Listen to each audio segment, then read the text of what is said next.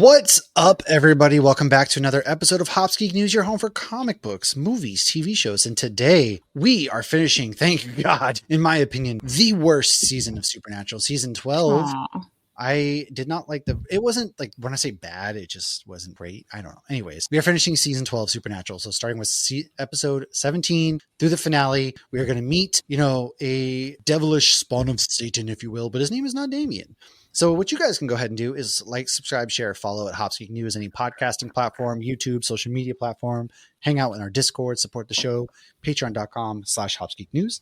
My beer is Nazareth from True. They are closed now. I drank that last time. I know. I have one more after this, and I'm going to kind of savor it for a bit, but it's an IPA, so you don't want to wait too long, right? It's true. God dang it, they closed. And I just felt, because Jack's getting born, spoiler alert, that Nazareth felt like it fit the theme, because Jesus of Nazareth, all that kind of stuff, and there's a dragon. Anyways, what do you got over there, Mrs. Sideward? Squidward? How did you know I was drinking Sideward? Oh, because I sent you a picture. Well, no, but you told me when we were recording Billy Madison. Oh, I did. You had a Sideward on tap, but also I just assumed because you were always there now and you're just rubbing it in my stupid face.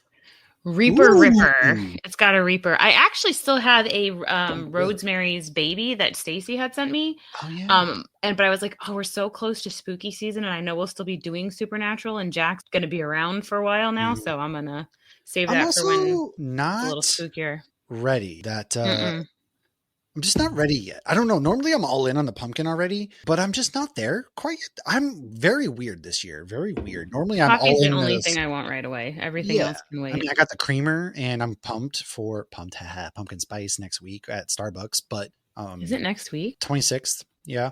And we have a date. I didn't know we had a date. Tabby put it in our group chat. Keep up. Jeez. Oh, I didn't. I'm letting Tabby know. That group chat, because sometimes things don't make sense. It's okay. Well, anyways. Yeah. I'll that's another thing. But yeah. So I'm not either as far as the pumpkin goes yet. Carrie was talking about decorating for Halloween, and I'm just not like getting a theme. And I'm like, I'm not there personally. I don't know why.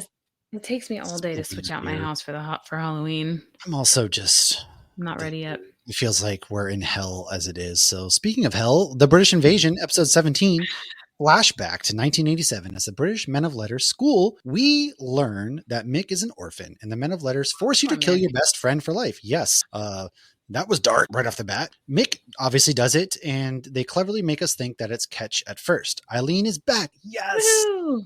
Anytime Eileen is around, I'm a big Eileen stan. I'm all about that. Did you actually, by the way, do you know where the term stan comes from? Like if you stan something or somebody, it's from the Eminem song Stan. Oh, really? He was such a big fanatic of Slim. Oh, this is your number one fan, Stan. Yeah. Damn, and so that was you. Oh, wow. It's basically, it came from that. That's a good fun fact. That's crazy. I thought it was older than that. No, it came from there. So he's, Eileen's back and helping with Kelly Klein, who, she's not helping Kelly Klein. She's helping them find Kelly Klein with the stuff. All right. Back at the bunker, Mick happens to be there. He's there to tell them about Lucifer's baby, which of course they know about. Come on. They're like, yeah, we know. He's like, what? I know. I love them. Like, wait, what? We'll get to this, but Mick showed a lot of growth in this episode. I know. I love Mick. I really did like Mick. He was just like a victim of his circumstance kind of thing. And when you find out that he was an orphan too. Yeah. Yep. They catch him up, and Eileen and Sam meet a super douche from the Men of Letters who is the top of his class. Mick gives Sam the Colt and says it has to go back, even though they had it first. They find Kelly thanks to Eileen. Dean grabs her as she's on her way to a fake doctor appointment that Sam made. They all try to convince Kelly that the child will be evil, and Mick tells her that she'll mean nothing to the child. He could not be more wrong. Thank the Lords. Now, Dagan shows up. Eileen gets a shot off with the Colt. However, Dagan vanishes right then with Kelly, and the snooty Men of Letters guy gets shot instead. Complete accident. Then says, Eileen must die because the code. They convince him to back down. Now we cut to Mary and Ketch, who are, they deserve each other. And Lucifer is secretly trying to get his power back and away from Crowley. Back at the bunker, Sam comforts, Eileen, who feels bad about killing a human. And, it wasn't her fault. Everybody with eyeballs standing there saw Dagan, poof, disappear. So the fact that you even say that Eileen has to die. Because if she had gotten her, that would have been huge. That's all of the way off.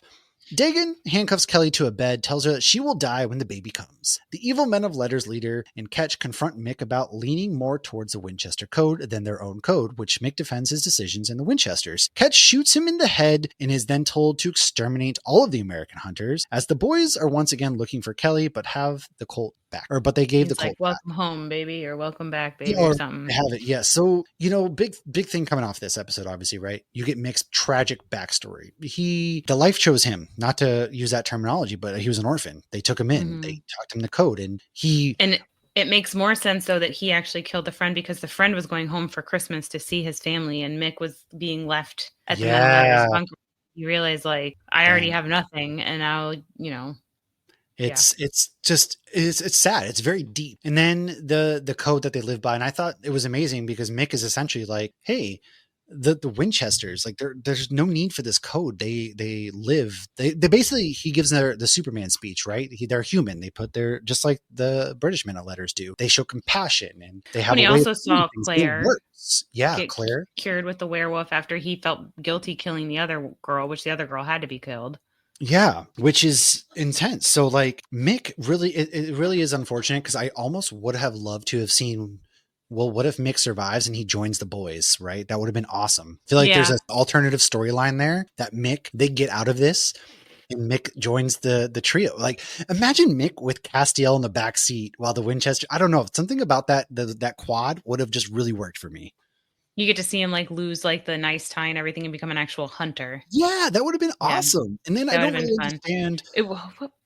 What am I thinking of where it's oh my gosh, I'll have to, there's something I'm thinking of where the person, it's Demolition Man. Remember in Demolition Man when one of the fancy cops ends up with Dennis Leary's crew and he's like, oh, look at you. And he's all proud of himself. Yeah. That would have been a big doing moment. The right thing and getting dirty. Yeah. I do also think that their code is so flawed. So you're going to kill all the American hunters. Okay, great. What's your plan then? Are you going to Then they're going to employ their methods and just do British Men of Letters all over America. Yeah, but do you have the bodies for that though? I don't think they do. And I think that they're underestimating the sheer, strength and in psychoticness of Americans. America, a lot. Well, you see this a lot, right? Europeans, when they come to visit America, a lot of them don't understand how vast America is. And that's fair. It's huge. A lot of people think they could do LA in New York in the same day or the same trip. That's like a 3-day, 4-day trip. Well, in their defense, we do have songs about it. Route 66. Right. But you're right. This kind of leads into that, they don't quite understand the vastness of America, just how much open space there is, especially in the middle of the country where a lot of this stuff takes place. And how different everyone is, an American in Florida versus California versus Oregon versus Kentucky versus Maine. We're vastly different. Yeah. Yeah. It's just because we're one country. We are not necessarily like-minded. Smaller countries just put together as one. Each state is essentially its own country. Fucking city in Florida is different. But you can all of a sudden be in Jacksonville, look at Orlando to Miami. They are. You just named big cities. You didn't even name Taintsville or something. That's a real place. I didn't even make that up. That reminds me of Goochland up here in Virginia, for example. But you're right. Richmond is vastly different from the Nova DC area, which is vastly different from Charlottesville, which is vastly different from Roanoke and things. It's and you got hunters from all different backgrounds with all different toys, and you have no idea because everybody's self-taught here. Exactly. It's very different. Speaking it's real. The one big thing about this episode is just Ketch's face really bothers me, especially at the close-ups they do to his face. He looks like a big baby. I don't know what it is, but he looks like an oversized baby. I think he's too clean. He does kind of look like an oversized baby. When they zoom up on his face, there's nothing behind his eyes, and he just has that stupid same pursed lip look. He just looks like a big baby. He's not British, so I feel like he's trying to hold it. Yeah, that be would make British. Yeah. That would make sense. Okay. All right. So we only have one fun fact here. And I'm not too it's the same, casting, but this is Jillian Barber. She plays Dr. Hess. And she's the evil Men of Letters lady that's leading the charge. But she also plays as Mrs. Rourke, Layla's mother in the episode Faith. And Layla, yes, Layla's mom hated Dean because Dean was getting chose over Layla, and she was a complete see you next Tuesday to Dean. And she's being a complete see you next Tuesday again. Sometimes it'd be like that, man. All right. So This next one is good. So going into episode 18, the memory remains. Some kids are getting drunk at a bonfire. One of the kids walks off, and then that's when the goat man shows up and bonks him on the head, which another kid sees and takes off running. Cass is missing, which Dean is not happy about. So the boys take a case that they think Mick sent them. Now we obviously know it's Ketch. A murder every year for like 100 years, and then none for the last 20. So 1997-ish was like the last time. And then boom, this year, hello, they're back. It was really Ketch to get them out of the bunker to look for the Colts. So because they go in there and they plant bugs, they were all that kind of good stuff. The cop in the town thinks the kid just took off. The boys find that the kid who saw it and he tells them the kid is missing, did not just take off. He enjoys smoking weed and eating sandwiches. So the sheriff never believes him. Boys, however, do, and the kid tells them it was a monster named Black Bill, who is a local legend, a half man, half goat that eats his victims and enjoys orgies, as one does. I was going to say the same thing. Dean, that's all he needs to hear. He goes to get the Colts. Like, not too bad. Back to the stoner kid who's at work. He works at a factory, and afterwards he gets goat attacked in his car as he's trying to leave work. The boys go to his job asking about him. They're told he never showed up for work. They learn that their sheriff actually owns the plant the stoner kid works at. Stoner kid then is locked in the freezer at the plant with the goat man, and it turns out all the past victims have worked at the plant.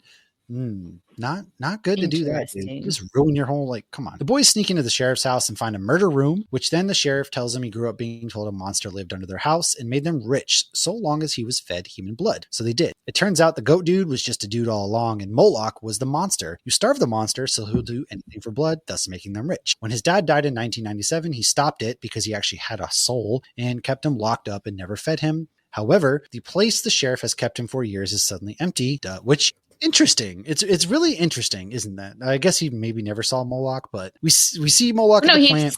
Expected that Moloch to be down there, but then he's not down there. And this is when So I feel like Supernatural is really good at these standalone stories of constantly having twists and trying to make you figure out who the actual bad guy is. Because the cop legitimately in this was, hey man, I just wanted to be a good person and all of that stuff. Right. He was hoping he would starve to death by not feeding him blood, and he never did.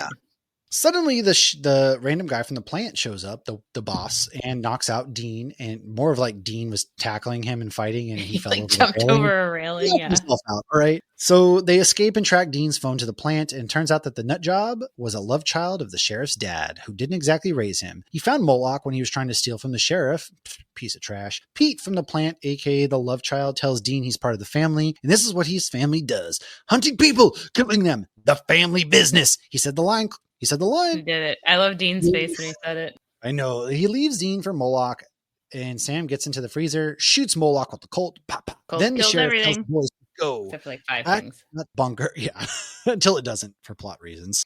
Back at the bunker, the boys, this is a really good moment, by the way. The boys discuss their legacy and how it will be the people they save. They carve their initials into the table in the bunker, just as they did to the Impala as kids. Ketch tells him Mick's back in London. They'll report to him from then on. And then we see that Ketch is listening as they talk shit about him. Yeah, no, I report to low budget Christian Bale. I do love that. And he's just sitting there. He looks like he wants to cry. You can tell that the words are. He does look like he wants to cry. The words are hurting him hardcore. He is one of those, every jab they take is just twisting that knife in his. He has no problem whatsoever just killing somebody. And no, but sticks and stones can break my bones. Not to this guy. But words will hurt much worse. He is torn up about this. But I do really, really love that when they're sitting there and there's that really good moment with Sam and Dean. And it's, what do you think our legacy would be? And it's the people we save. No one's going to remember us. And at first Dean's like, oh, ouch, that sucks. And then Sam's like, dude, it's the people that we've saved. We save the people and they remember us because we saved them. And that legacy lives on through stories of how we saved them. And it's a really cool moment. The kids they have and the generations that go after that. Yeah. And they carve their initials into the wood, which I thought was pretty cool as well. And it gets flashbacks to them doing it in the car. And it was a really, really good scene. That was my favorite scene of this episode, despite, the half goat, half man, as much as I loved, old creepy Bob out there just bonking people on the head. Well, and, obviously in this, we spoil things. So we know things ahead of time. We finish the show. So there's a lot of foreshadowing that I think is unintended. The carving the names in the table, I think it's so cute when you see the names that get added. I do too. Yeah. Especially what they're going through right now and looking for Kelly. that then that baby's name ends up on that table, I think is actually Well, a cute that's turnaround. another reason why I wish they could have, because they were talking about, the people who might, this bunker gets used by hunters after us. I thought that was really cool too. And I would have, not that, I don't know, it would have been cool to see maybe a different show take place after, or maybe we continue on and we get to I see mean, the show's callbacks. only been off the air for not even 5 years. It can go on. The I show still can go think we on. need the show in some capacity, man. We really do. I'm sorry. Anyways, fun facts. What kind of fun facts you got for us for this episode? So the names Sam and Dean use in this are Agent Stark and Martell. Those are references to the Game of Thrones, which we saw Charlie got them hooked on. The Yeah. title's obviously a Metallica song, The Memory Remains. So Moloch is the same actor that played the Golem. Oh, He's yeah. also the Scarecrow and Freeman Daggett in the episode where we meet the Ghost Facers. So he's 6'9". So it seems like Dude, whenever they need a really tall monster, I was going to he's say, he's got his job on lock. Hey, we need somebody tall this episode. What are you up to? yeah. Thing? Well, I the just one is picture him grunting at them like, "Brr." the Golem's really the only one you really hear him talk and see his face. The other Yeah, ones, he's just like they're up and scary. personal. But hey, listen, I would take it too. If we need a tall person for the job, you hear that, Crowley?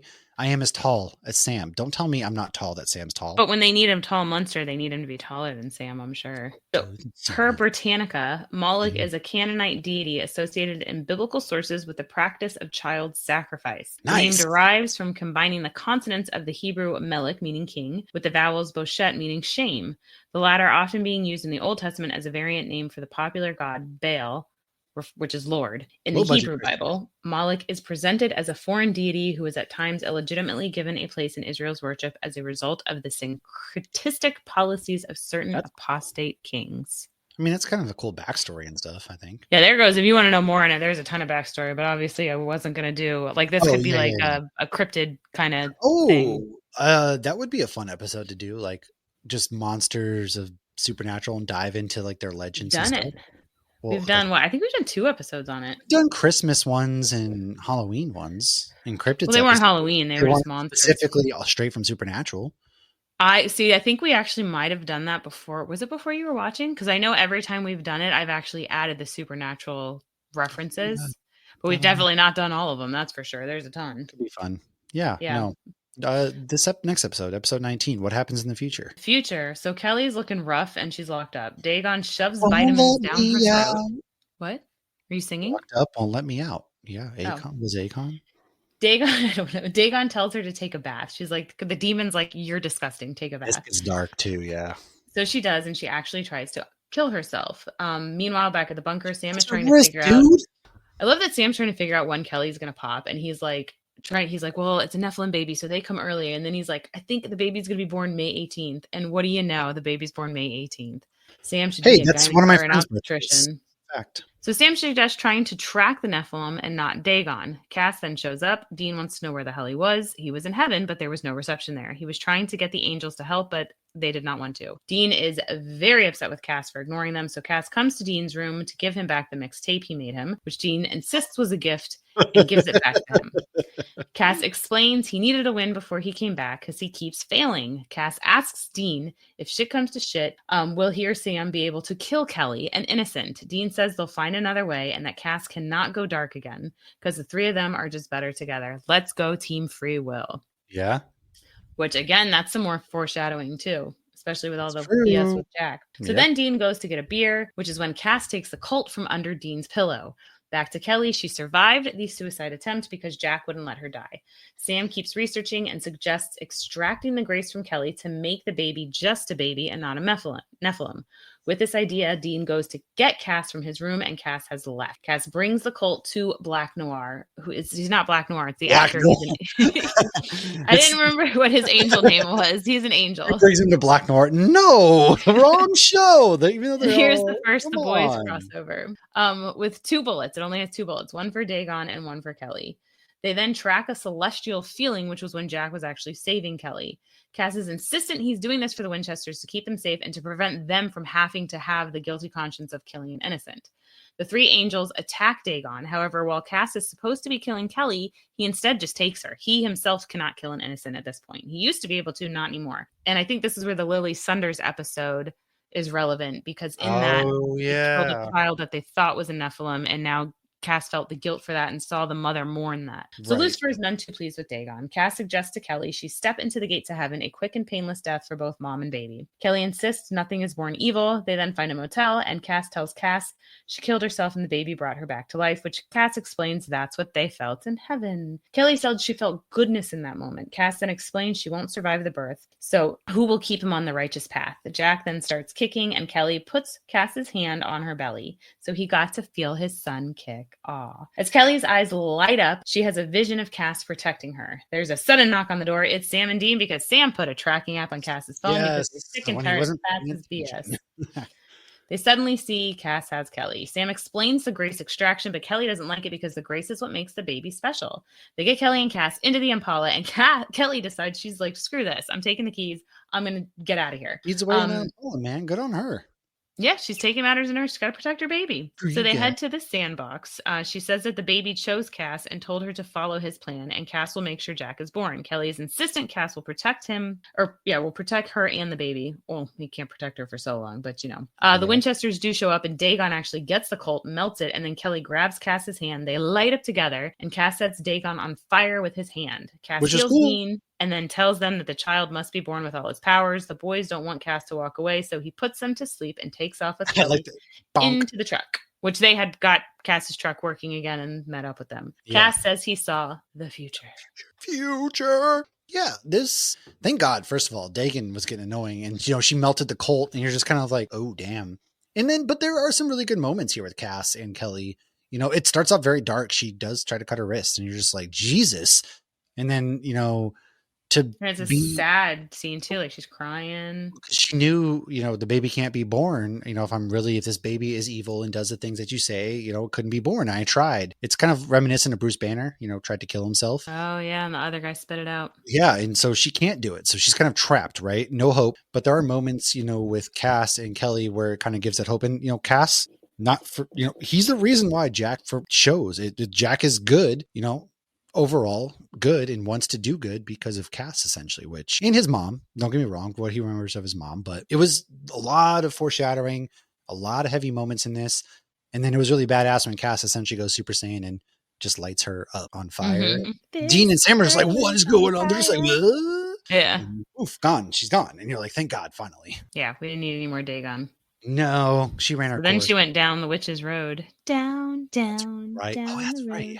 Fun facts. The angel Naomi directed this episode. We don't like Naomi, though. The episode aired May 18th in a later episode when Jack is dying. We already told you this, but he tells the person in the hospital Jack's B-Day is May 18th. And this is Misha's 100th episode. I didn't realize that. Well, unless you were counting, how would you? Well, I just never knew that he was in that many. I knew he was in a lot. It is a lot of episodes. I didn't feel like he was in as many as that, like over 100. I don't know why. It makes a lot of sense. That is a lot. There's 320 total. Wow, I wonder if that includes he's in almost half the episodes of the series then. I'm trying to think if there was any episodes where you just hear him or something. I don't know. Have to. Do you have anything before we move on to Twigs and Twine? I also thought it was interesting, the whole theory on extracting the Grace.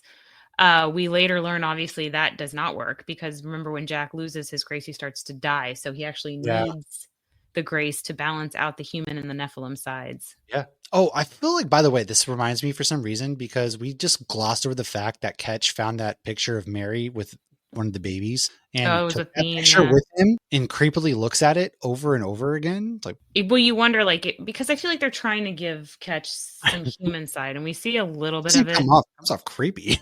But he's never fully redeemed himself. This wasn't the episode where he was torturing the shapeshifter. Is that the next episode?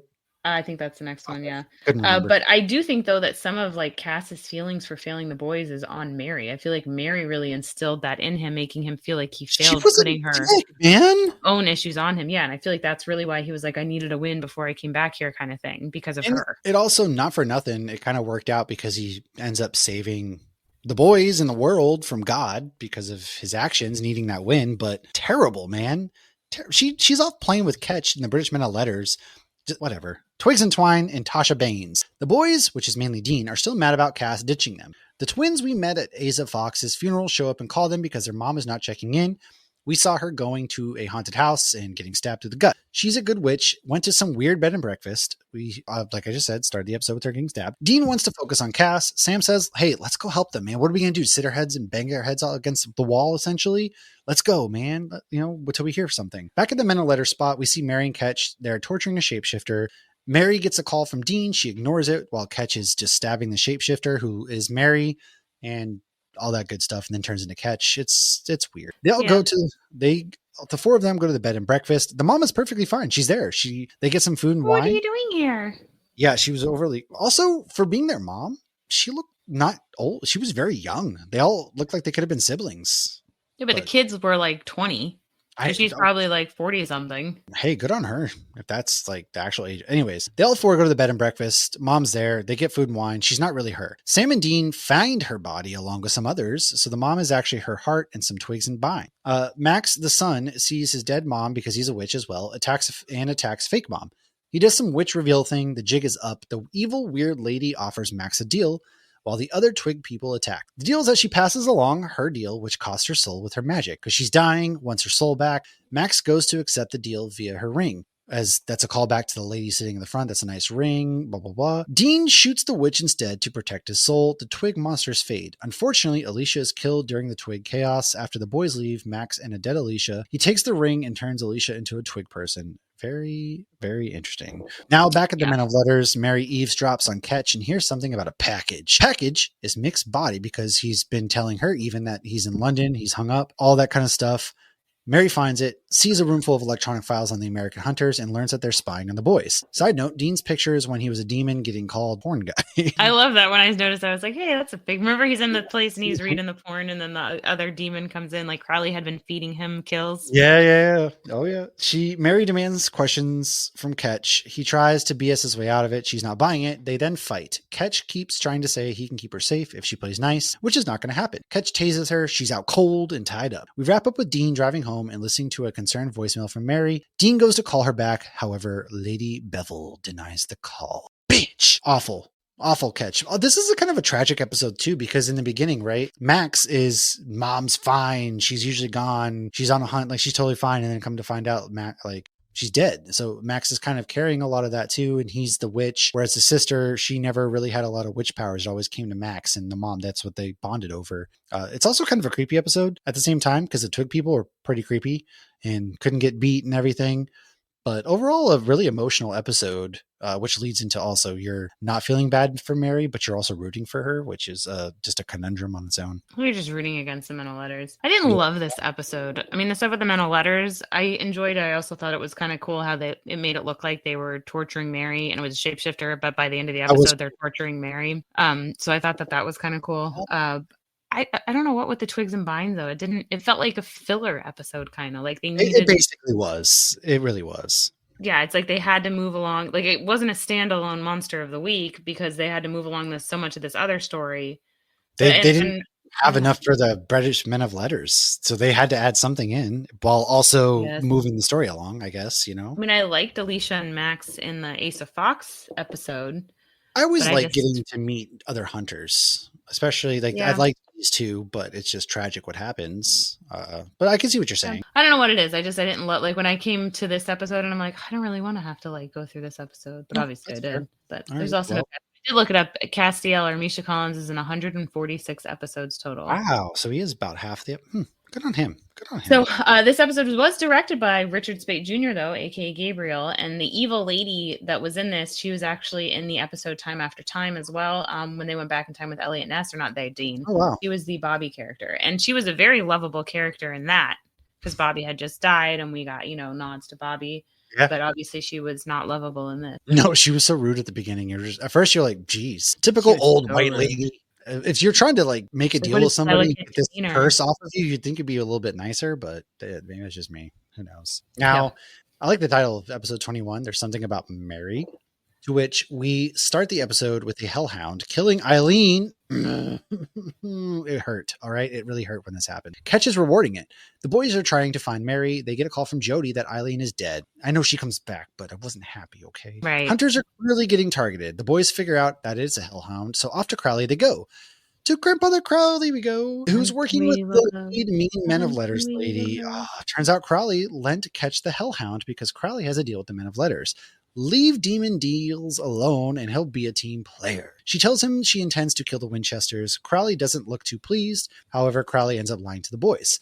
Meanwhile, a very brainwashed Mary goes, kills Hunter, and then wakes up and can't seem to tell if it's real or not. Lady Bevel continues her torture and knows all about the Azazel deal. She also tells Mary about actual facts about how much of a terrible dad John was, and Mary asks Ketch to kill her, and he actually shows a shred of compassion. I know part of her torturing is just giving her facts about her ex-husband after she died. Know, or not right? ex-husband, her late husband. She wasn't even messing with her. Your husband sucked. Your husband was this. Like, bro, why are you bringing up? I feel like Mary needed to hear it because she did.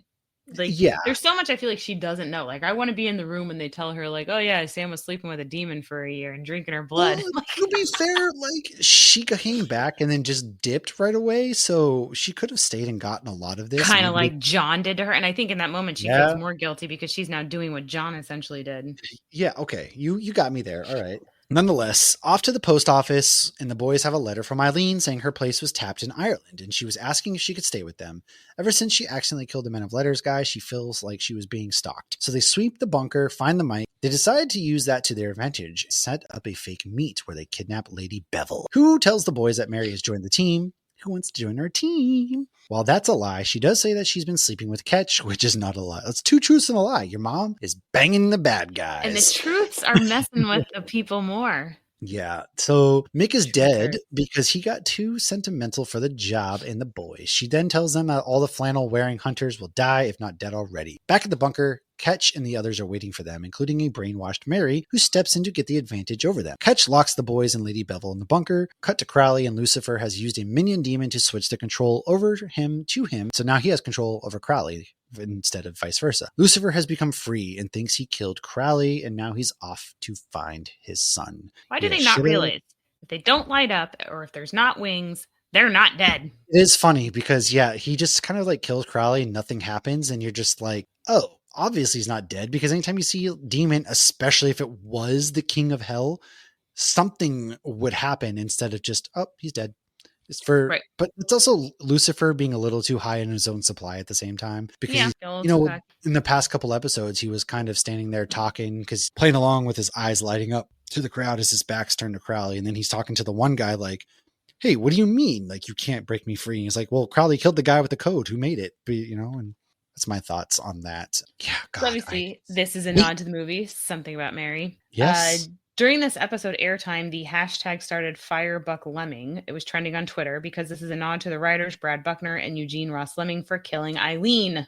Good. Because some of their other past decisions and storylines were none too well received as well. With Eileen dying over Charlie?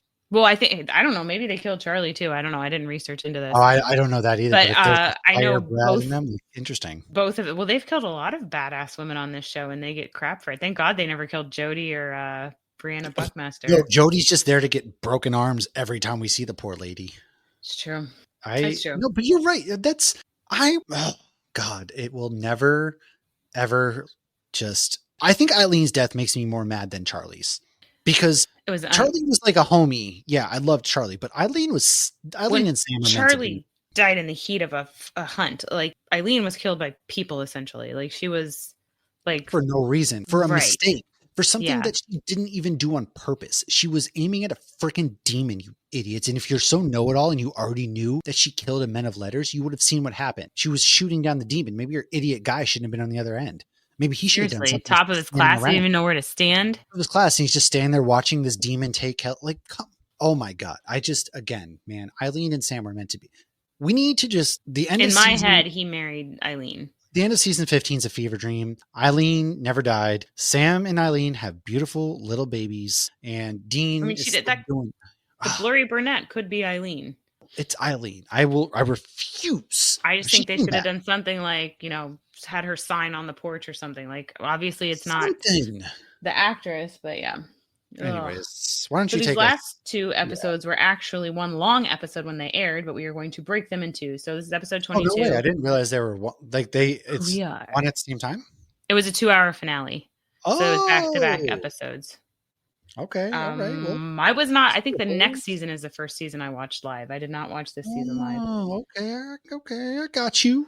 So we kick off with Mary washing blood off her hands and asking for her next mission. She's killing hunters. The boys then try to figure out how to get out of the bunker, which has been about 3 days of air left, and they're stuck with Lady Bevel, who insists she must be kept alive because only she can unprogram Mary. So they give you like day one. Yeah. They try to use a spell to get out of the bunker, which involves virgin blood. So the three of them try to re-virginize their Nice. blood. And then they realize Ketch actually put a magic dampener on the bunker.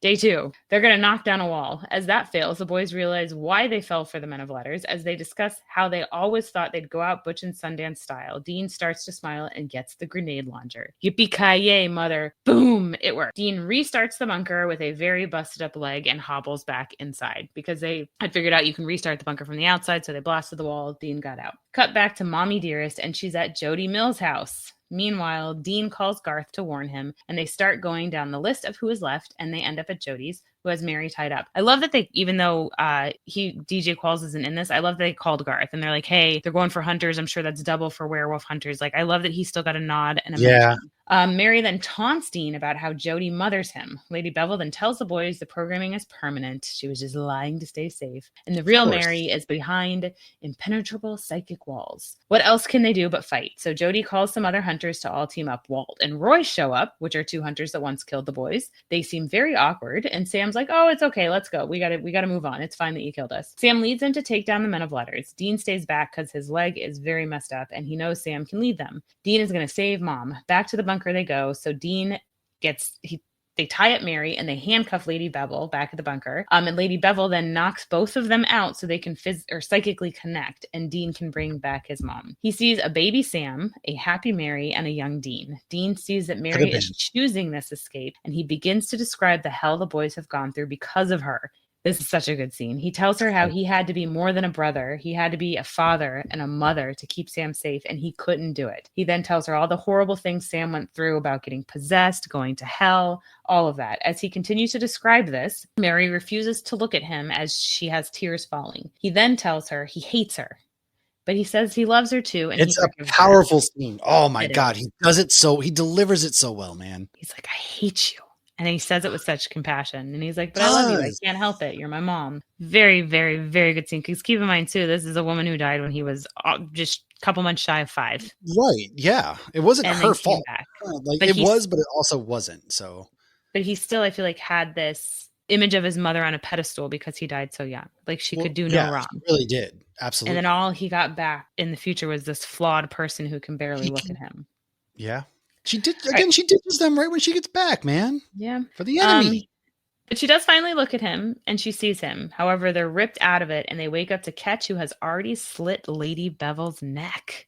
Oh, thank God! As Ketch goes to shoot Dean, Mary shoots Ketch instead, and she shoots him dead. Air quotes around dead.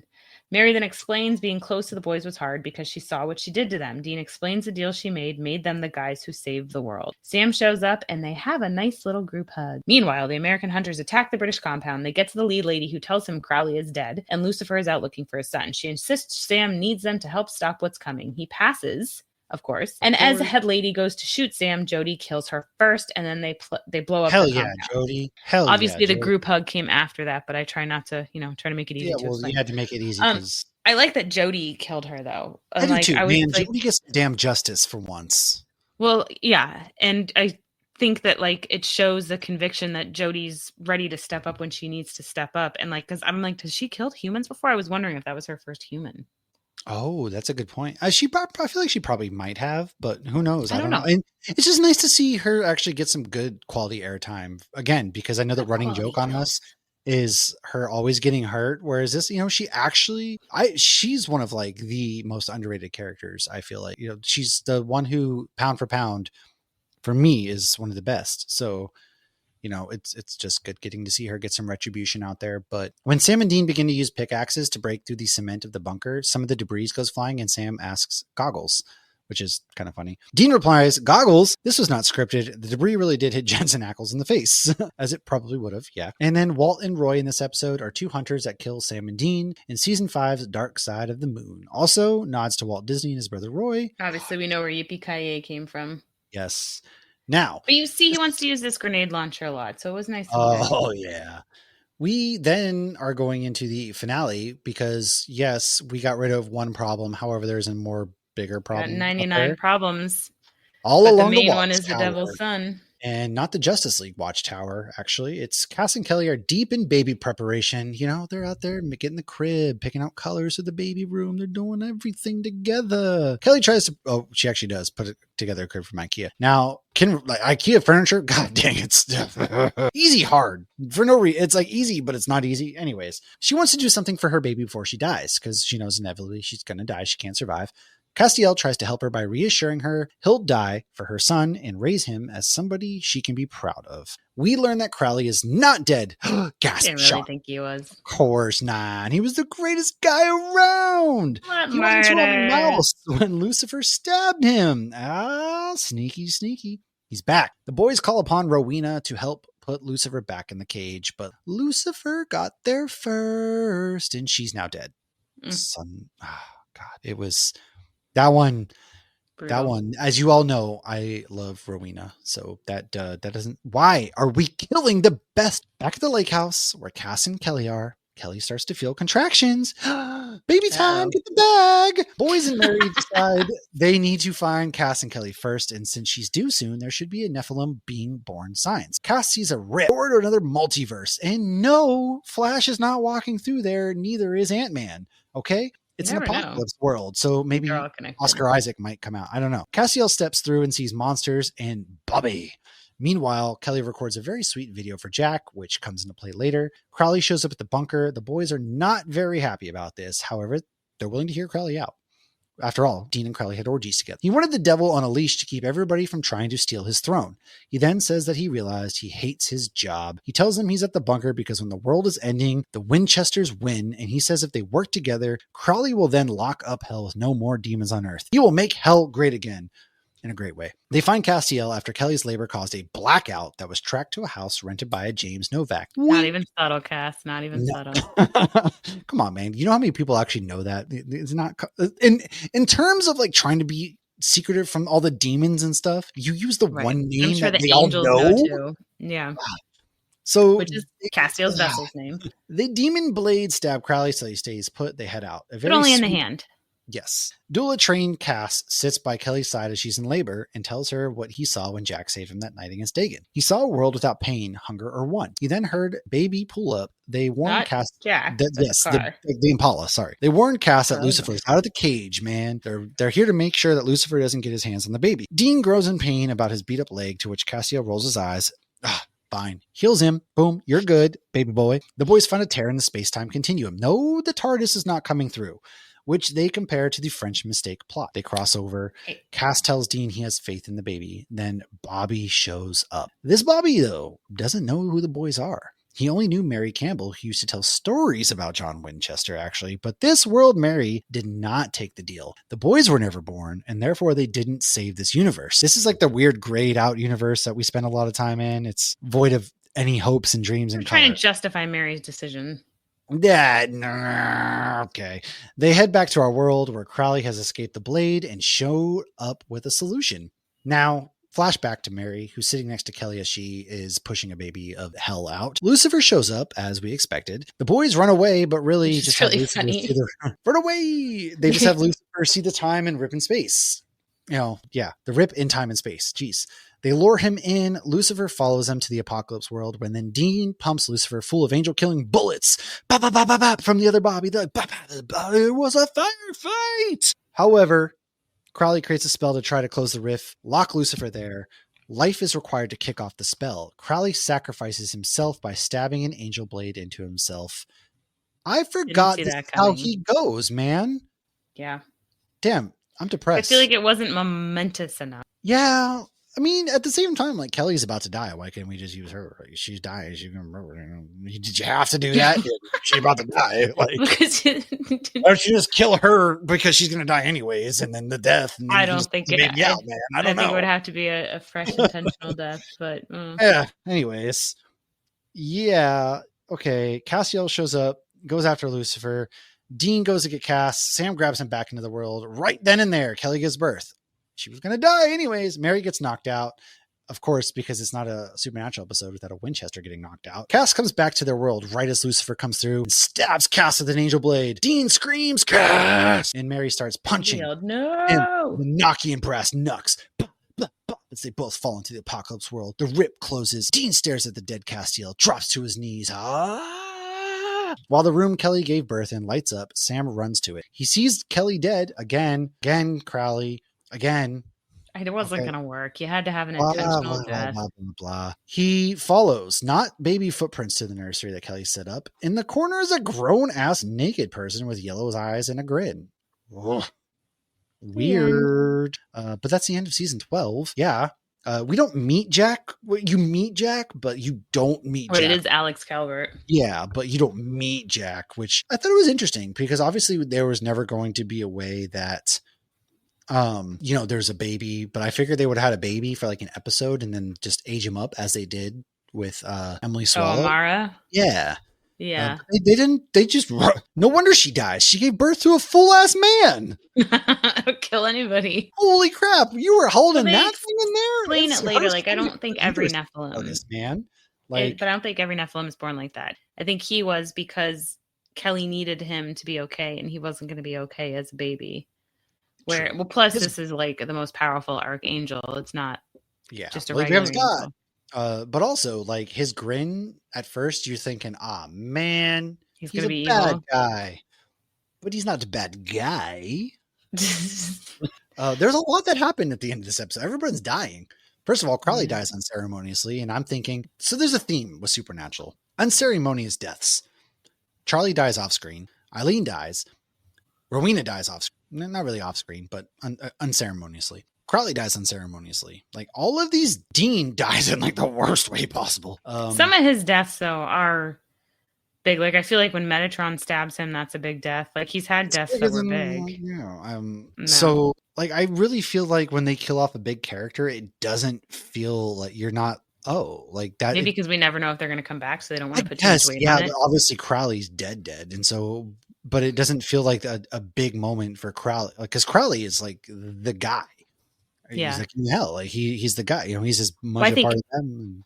I think for Dean, I don't think Sam would ever care if Crowley was dead. Dean had more of a relationship with him, but Crowley died in that episode, or Cass died in that episode. So I think Cass's death for Dean is going to overshadow anybody else's death. Okay, that's the other thing. Like, Sam. You can't have multiple people, which they kill off Cass essentially because they were trying to get rid of Misha Collins because they didn't want to pay people, which comes to find out, he takes a lesser deal and comes back. But it's just kind of funny because you're right. You kill off so many big characters that you do yourself a disservice by killing off this many. Crowley, Rowena, Cass, all died. I think Cass was ceremoniously. I think that they focused on that. They lit him up. Then you see Dean on his knees sobbing, and then we start the next episode with Dean focusing on wrapping up Cass before he even thinks about this. Like, right, it just feels demon kid. You never let these moments feel earned, and you never let them sit with you. With like Rowena and Crowley, who played in big parts. I think they knew Rowena was going to come right back. Well, I mean, she obviously was down to hell, so she still sticks around. Yeah, I get that. But like with Crowley, I mean, Dean does ask for him back, but they really do, I think, move on too quick because they were finally coming around to Crowley, but they were pissed at Crowley because Crowley didn't put Lucifer back in the cage like he was supposed to do. Which makes sense. Yeah, it's one of those, I feel bad, but at the same time, the idiot didn't do what he needed to do, but he sacrifices himself, and you're kind of like, damn, that's big for Crowley because Crowley has always been about Crowley. And so for him to give himself up to try and save the earth was a really big moment that I feel we just really moved past way too fast. Yeah. I do love that when Dean was praying to Chuck in the next episode, he's like, you bring Cass back, bring my mom back. He's like, hell, even Crowley. But really outside of that, we really don't, that we should have. Yeah. I think it'd been great to have Mark Sheppard back. With me, I guess. But again, they were cutting contracts, and Mark Sheppard wanted money and wouldn't take a cut, nor should he have. Right. In my head, Jack brought people out of the empty and made everything fair. Like, even like the whole purgatory thing. Like Crowley in the last episode, there's a lot of people I don't know if Crowley was going to be in the finale. I can't imagine he'd probably be in heaven. Not. I mean, yeah, I was going to say he's not in heaven, but if his mom's running hell, like, can't you pull him out of the empty and send him back to hell? His mom's running hell. we got Lucifer's son running heaven. I feel like you could have done something and brought him back at this point, because you could have. Yeah, I don't. I like to think if they bring back the show that I feel like you need Mark Sheppard and Misha Collins, Oh, because Mark yeah. Sheppard's the number 4. It was obviously the boys and then Cass and then Crowley. That's what I mean. Like, yeah, Yeah. it just sucks that the show got to, hey, we don't want to pay you guys anymore. And that kind of sucks, because these guys, like, again, Mark Sheppard has made the show as much as the other 3 have. And Been Misha around. loved the show. And granted, he took the pay cut, but how are you Yeah. trying to lowball all these people? Like, these people, CW, who knows? I just hate when they do that stuff, man. That's my biggest complaint. But I'm off my soapbox. I've said what I got to say about this. I mean, Crowley showed up in season 5, I think, because he gave the boys the cult to kill Lucifer. He's been around, and then this was Oh, the end of this was 12. season 5. Damn, so you're right. Yeah, he was around for a while. which, again, when you try to lowball somebody like that just pisses me off. And then you take them out, and for somebody who's been in the show that long, They couldn't get rid of Cass, though. He was like you killed Kenny, I'll you do this bastard. for free. Misha's like, I've got no other prospects. Gotham sucks. Or not Gotham. What is it? The show he was doing where he was Two-Face. Oh, Gotham Knights. Stinks. Yeah, it was after Supernatural, granted, but still. I stopped watching it once I can't. I watched like the first 2 episodes. As far as I know, I don't know what he's doing, but there wasn't enough Misha Collins in it. I but I think I don't hate season 12. I think there's some great episodes in season 12. It's not my favorite season. This is my least favorite season. I don't know if I have a least favorite season. It's this. Honestly, I feel like there's just such good episodes in every season. There are good episodes in every season. I give you to do that. And 13, I think 13 has some fantastic. I mean, we get the 13 was good. It kind of drug a little bit. Tombstone episode is really great. Yeah. Jack with the Nugget is great. I think it's 13 the Halloween one. Yeah, I guess we'll see. But, is that the one with the I know what you're talking about. Time to slice and dice. Oh God, I can't. Mint condition. That's what it's called. But that might be 14. There's good moments, but I do feel like the way they handled a lot of the characters at the end season of 14, season, it kind of takes away from the better moments, I guess. I just feel like the Men of Letters weren't enough for me or anything like that. It just didn't feel like worthy of a full season, which they really became. And there was nothing, there was no, I guess there was no payoff for the Men of Letters. It just kind of, okay, you killed the British Men of Letters, and then they kind of just disappear, and that's that.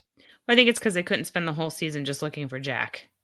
Yeah. I mean, they mixed it in. I mean, I'm looking at like the list now. None of these episodes are like my favorite, but I thought we had some great moments with Cass and Crowley together. When they're in LA, we got to see Lucifer as Rick Springfield. Oh, that was great. Yeah. I thought that was a lot of fun. The Lily Sunder one was fun. Just anything we get some of like Castiel's pastime. I love seeing him before he met the boys, because obviously meeting the boys changed him. I liked the whole thing with Crowley's son and him getting sent back. That was good, because what they did in this season was Crowley was very full of emotion. Yeah. So that was all very interesting. But I mean, again, it's not my favorite season. If I had to rank them, maybe that's what we'll do once you're done with the show, or maybe that's what we'll do for our 20th anniversary episode. Oh, we shall see. But I'm looking at these. Yeah, Tombstone's one of my favorite episodes. I love that. We do have the Wayward Sisters is in the next season. Oh, A Most Holy Man. I like that. Scooby Natural's in season 13. Oh, yeah. We'll have to do it. Well, obviously we're going to talk about Scooby Natural, but we get Gabriel back. There's a lot. I can't wait to talk season 13. We'll be talking about that. I know we're not going to be done we got 3 seasons left, but I knew that wasn't going to happen. Hey, you know what? We're planning something pretty fun for the 20th anniversary between us and Nerd Initiative. So Lauren's kind of putting some things together. We're going to do some fun stuff. And so, we're up to the Supernatural comic too, coming out soon. So yeah, we're planning our submission for MegaCon for our Supernatural panel too. Yeah, that won't be till March, but we don't have. Maybe that's when we rank our seasons. We shall see. We have a lot of thinking to do. Oh, brainstorming. We've got work to do. We got to the submissions. I think open up relatively soon. So I don't know, because it's later this year. Yeah, maybe you're right. Time's all relative. There's a rip somewhere in the time space that takes you to Grey Earth. Yes. Okay. So I don't know if you've actually watched the video I have pinned on our TikTok. It's like the one that we have like the most views on ever. It was my Supernatural multiverse theory. I have a long time ago. Okay. I didn't know if you had, just because it wasn't relevant to you before you finished it. So there's a lot of things you could argue of coming through. What? I pay attention to you. But there's a lot of things like when you said Doctor Who coming through, it's like the guy, what was his name? I don't remember what his name was. The bank heist one or the bank robbery one where the boys, it was a shapeshifter. And Oh Randall, yeah, right? yeah, yeah, Randall, yeah, yeah. I Ronnie. don't remember his name, but it was I feel like like the it heavier starts with guy. an Yeah, R. yeah, yeah. Anyways, he had a magazine with a Cyberman on it, and maybe that Oh Cyberman yeah, slipped through some other type of riff. So the Doctor could come through. And Mark Shepard is in Doctor Who, so that could he be his is. It's a Secret doppelganger Service in agent. another world. Yeah. I'm sure there's a lot more Doctor Who Marvel and crossovers. DC aren't the only ones who can do multiverse. Okay, they just got a lot more Supernatural's doing it. color. Yeah, they just got a lot more color I gradient. think that the French Mistake universe exists I in Legends of Tomorrow can get behind that theory. because the show exists. Well, that's what my video is about. The show Yeah. exists in Legends of Tomorrow. They come Guess I across gotta the go. filming of Supernatural. Damn, I And gotta this rewatch that episode video. is the first confirmation of the supernatural multiverse. And we meet more multiverses. That would be a cool thing too. I would love for some like one-offs of like there's a multiverse where Benny stuck around and hunted with Dean. I would love to have some Benny and Dean hunting. That would be so fun. Yeah. Okay. So, like, it would be great to see Sam and Eileen get married, right? They have kids. Sam retires. So, Benny and Dean, because Dean is always going to be a hunter, they go off and do some hunting and stuff. That'd be cool. Hunting we will go. I'd be Hunting down. we will go. Yep. Maybe there's a multiverse where Benny and Garth end up together and have werepire children. I only say that because in real life they're married in engaged. life. Yeah, I was like, Yeah. wait a second, they're married. I don't know in if they're life. married or engaged, but I know they're together. And of course, I love all the comments. People are like, a werepire, you might say, quoting Dean.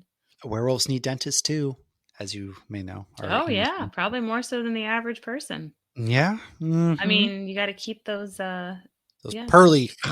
I mean, God forbid you got an infection and you lost one of your like sharp teeth. Or like vampires too, man. They need dentists. Yeah. Okay. Oh, ew, I would not want to stick. I don't know why, but sticking my hands in a vampire mouth seems way worse than a werewolf mouth.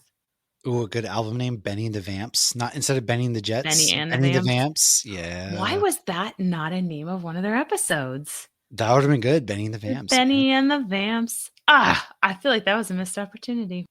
Part 3 of my emo Dean classic. God dang awful. You gotta find a dark picture of Benny and I do. Dean.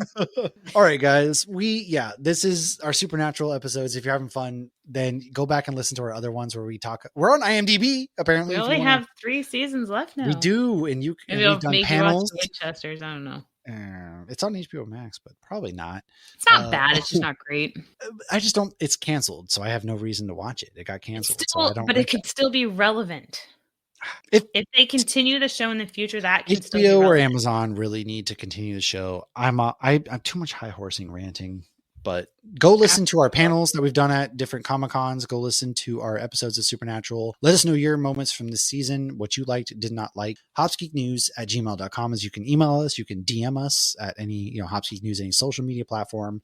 You can join our Discord where you have 2 different Supernatural channels. We have Supernatural, and then we have Supernatural with spoilers for those of you who aren't finished and don't want to get spoiled. Stacy, we created that for Matt, but he's caught up now. Yeah, now it's for Stacy, who hasn't finished the series yet. So, haha, sucker. And I haven't finished it yet. Yeah, I'm pretty sure she hasn't finished yet. So, hang out with us. We'll talk to you guys soon.